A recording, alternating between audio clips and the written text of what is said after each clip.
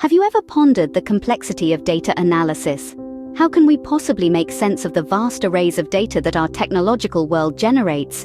Enter the world of neural networks, where the apparent chaos of data begins to form patterns and insights. One such neural network model that brings order to this data chaos is the self-organizing map, or SOM for short.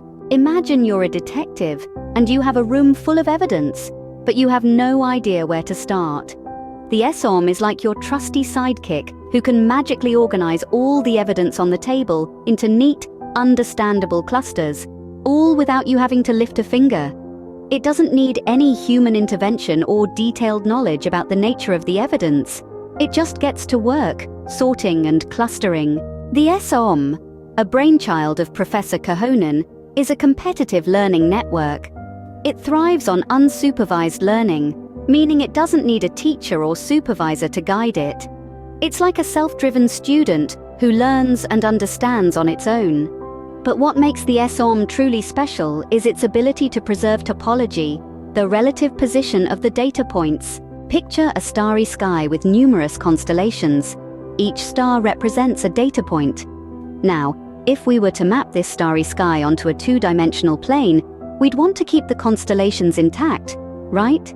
The SOM does just that. It maps high-dimensional data onto a plane while preserving the relative distance between the points. So, points that were close to each other in the high-dimensional data space remain close on the two-dimensional map. But the SOM's magic doesn't stop there. It's almost like a fortune teller. It can recognize or characterize inputs it has never encountered before. It generalizes, assimilating new inputs with the map unit they map to.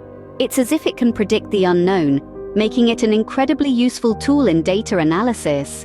To sum it all up, the self-organizing map is a neural network model that works autonomously to cluster and organize data.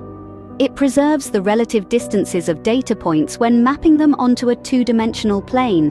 Plus, it has the impressive ability to generalize, recognizing, and characterizing new inputs. With these capabilities, the SOM shines as a tool for data analysis, making sense of the complexity of data and transforming it into valuable insights. So, the next time you find yourself facing a mountain of data, remember the self-organizing map. It just might be the trusty sidekick you need to bring order to the chaos.